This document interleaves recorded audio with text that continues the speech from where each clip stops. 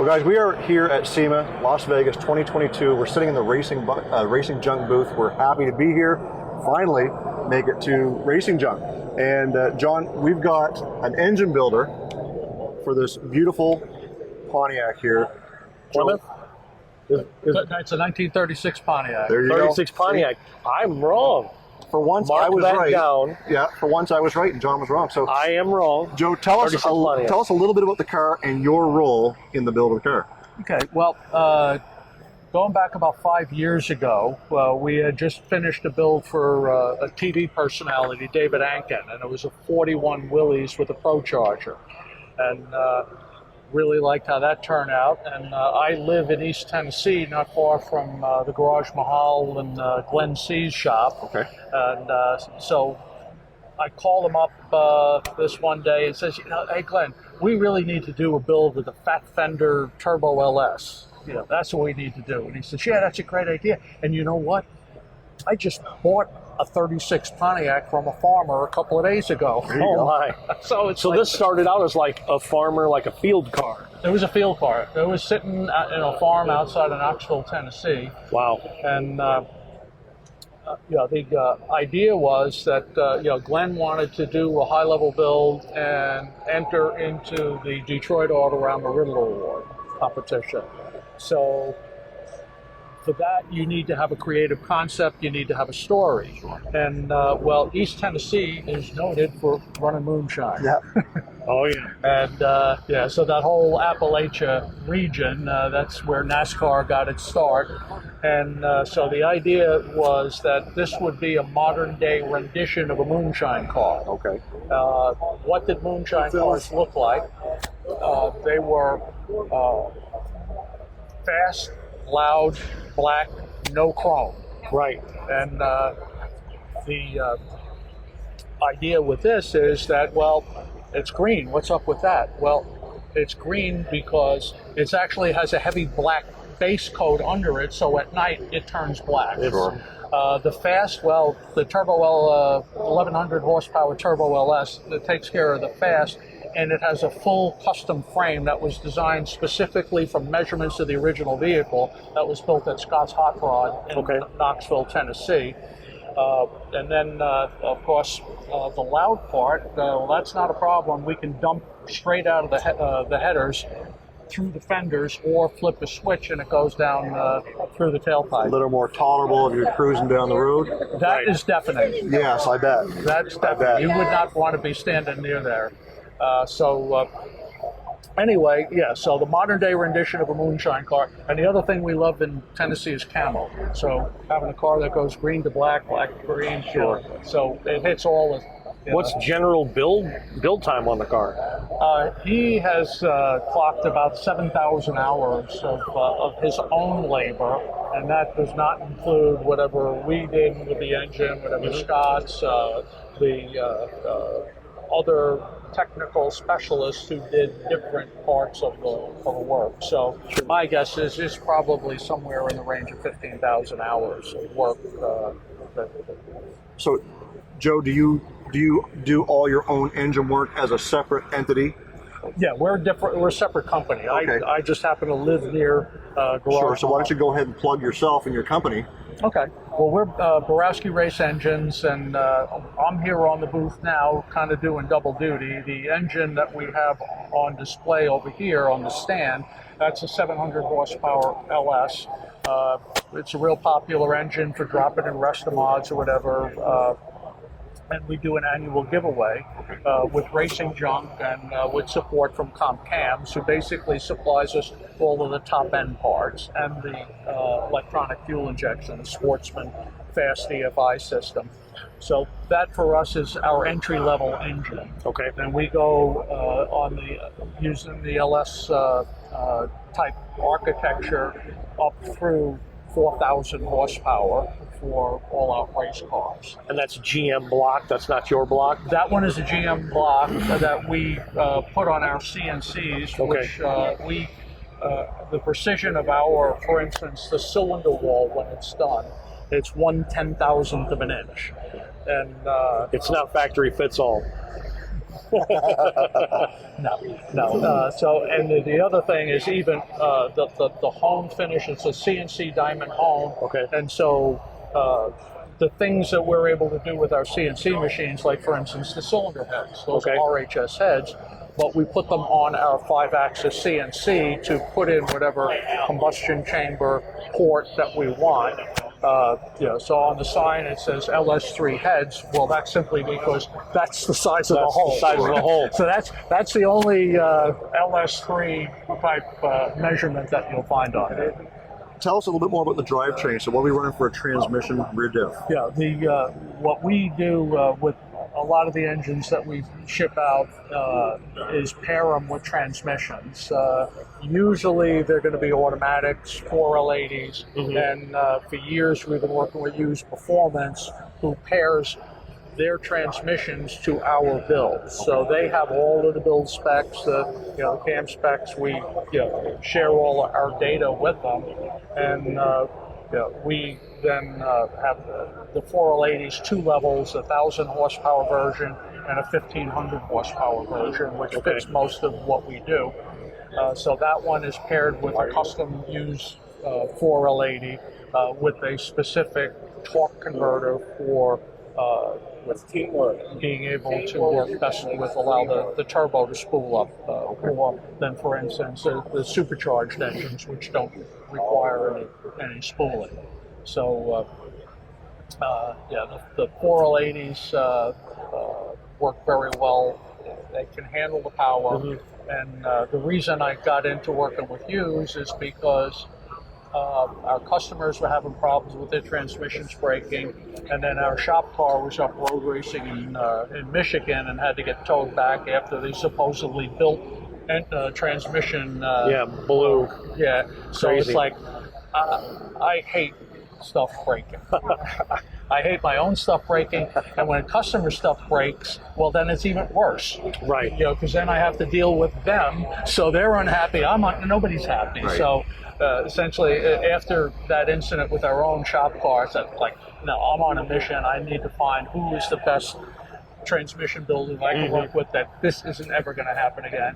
And knock on wood, it hasn't ever happened again. Well, see, part of the thing is most of these builds go into street cars, and there's a built-in safety mechanism. The engine maybe is putting out 1,200 horsepower, but there's not a street tire in the world that's going to hold that. Right. Sure. So if everything is built to that design level, except the tires, then it kind of solves a lot of problems. But in general layman's terms, can you explain the difference between how you would modify a GM block or heads as having different power adders?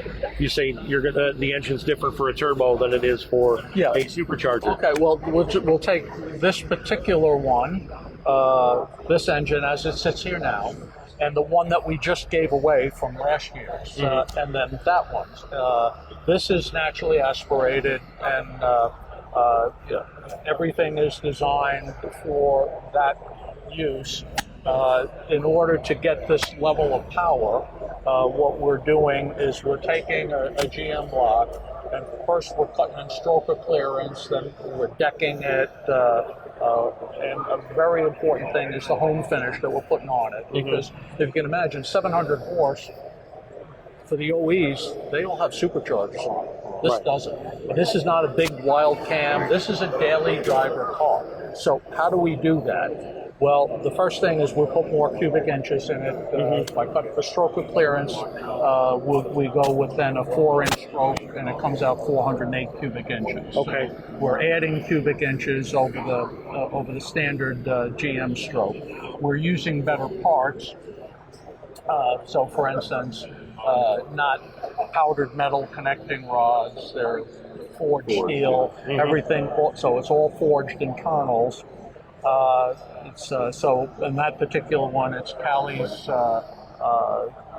crank rods, diamond pistons. So basically, a much higher level of part. The heads, what we do is we have a 5-axis CNC machine. So we get the heads, in this case from RHS, they're pretty much what the average enthusiast would take out of a box and bolt on. But we put it on our CNC, and we will then port the intake exhaust side of it. We'll make mild changes in the combustion chamber, so that it's basically less prone to knocking. So we'll do a number of tweaks, but the main thing is the CNC port work. And the other thing that we have, the other type of machine, is we do CNC valve jobs. And basically, most people have never seen or even heard of a CNC valve job. The classic valve job, you have a form tool that is a mirror image of the shape that you want. So just imagine the form tool is shaped like your finger. So you know, when it's spinning around, it's cutting off metal. And by the time you're done, it will have basically taken off metal to give you the different valve angles that you want. Well, there are a couple of problems with that. The first is every form tool will leave chatter marks. So the only question is, how bad are the chatter marks? Right. How fine do you want that? Right. And so what a lot of people do is they'll do their valve job and they'll put an abrasive in and call lapping to kind of smooth out their bad machining. I see. Wow. And, our CNC works very differently.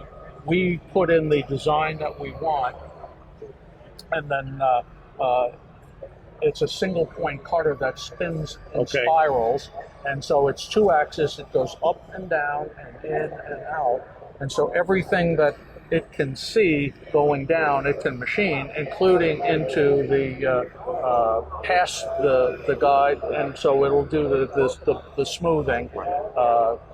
Blending, the bowl blending. Right. So essentially there is no rough edge, there's no separation. And the other thing is because, well, a couple of things, because it's a spiral and it's a single point cutter, it doesn't generate the heat of basically a form tool going around. If you touch, you'll see a form tool smoking. Yeah. It's so hot. Whereas this, it's cool to the touch. You can just put your finger on it. That makes for a smoother cut. Well, it's dimensionally correct because as these change temperature, they change in dimensions. Oh, of course. So you have chatter marks, you have dimensional issues, and so the net result is with us, the valve job is perfect. And that's really a big deal. Every NASCAR team has one of these machines, but the problem is they only use it a couple of times a year, and the reason is you have to digitize the head. And so they don't want anybody knowing what they're doing, where with us, this is what we use for all of our performance. Well, it sounds to me, Joe, like there's so much detail that goes into, you're not just building an engine. You guys are going right down to, grinding, 10,000s or 100,000s or whatever. Every detail is, exactly what you're doing. There's different levels, obviously, of throwing an engine together. It's not a backyard build for sure. Like you said earlier, you want them to last. So just like a transmission, you don't want the customer to have any issues. So attention to detail is crucial. Yeah, using the right parts, perfect machining, perfect balancing, you get a different outcome. Absolutely, and I think that in this particular car, although you can only see about 2.5 square feet of the engine sitting right there, based on the detail of the car, but the detail in the engine and what you can't see is likely there as well. Joe, thank you so much for taking some time with us and telling us a little bit about the car. Is there anything that we missed that you wanted to mention? Well, actually, you had asked about the difference between an NA, a turbo, and what we do differently with that block. So essentially, the guy who won this engine this year had an LS in his and it had a Pro Charger on it, and it was a 2007 Trailblazer. But he was afraid to turn the boost up because he knew what would happen. He was actually a retired master tech from Saturn. So he knew what the outcome would be. Yeah. So he never moved the boost up that much. So he asked if we could modify this one to do that. Well, that has plenty of capability to handle the boost, but what we do with that is we would essentially use a different dish on the pistons, give it a little less compression. A different cam, one designed for boost rather than naturally aspirated. A different finish, hone finish on the cylinder wall, a different roughness. for that. The biggest thing is he wanted to run E85, so he wouldn't need an intercooler, because alcohol has such evaporative cooling that you don't have to put an intercooler in. In fact, if you do, it's a restriction. You lose power, you'll not gain power. Wow. So, but the other thing is the injectors have to be much larger. We have a question. Yes. It says here, could that engine replace a blown Tahoe or Yukon 6.2? Well, it's not emissions compliant, but we're not the EPA, so. But essentially, but it would certainly bolt in place of it. Yes. And it wouldn't be emissions compliant. You could. Yeah. So actually, the guy who bought that, the other thing is, besides the bigger injectors, he also went with the high-rise manifold on it, because what he had in it was a Holley high ram. And so basically FAST has something similar dimensionally. Okay. So that we just put, that's the FAST LSXR, and we went with LSXHR. Okay. So basically, so that was the difference with him and his ProCharge version. And then with the turbo, this engine was built a number of years ago, so some of the parts we changed, but essentially the same forged internals, same stroke and whatnot. We probably tweaked the cam some since then, because we never sit still. Oh, understand. Things are never finished. Yeah, so essentially it's essentially the same, but not the same. As we do change over time. So I'd actually have to go back and look at the build sheet, because it was so long ago that we actually built it. This project has been a long time in the making. But well, very cool. Well, thank you very much for talking with us for a little bit. My pleasure. Yeah. Thanks. I learned a lot. Good. Thank you. Great. You're welcome. Everybody, stick around. There'll be more lives from Racing Junk booth at SEMA 2022. You know, Jason, we sure get to talk a lot. Yes, and some of us more than others. Who, me? I'm not pointing any fingers. Yes, you are. But we want to hear from our listeners. Just go to our website, getoutandrive.com, scroll to the bottom of the page, and click the listener hotline button. We want to hear from you. Cool stories, breakdown stories. Questions, comments? Hate mail? Even hate mail? Even hate mail. You got a car show in your area? Let us know. Tell us an interesting story. Let us know what you like to get out and drive. Speed over to our friends at racingjunk.com and sign up for a Pro Club membership. Use the code GETOUT to receive a discount when you sign up for a Pro Club membership. Cruise on over to our website, getoutandrive.com, for all the info you never wanted to know about our podcast. Hit us up on our listener hotline, be the first to know what's happening, get industry news, and grab your Get Out and Drive merch. Connect with us on social media. Find us on Facebook, Instagram, and TikTok. Follow us on Twitter at Get Out and Drive Pod. What drives you?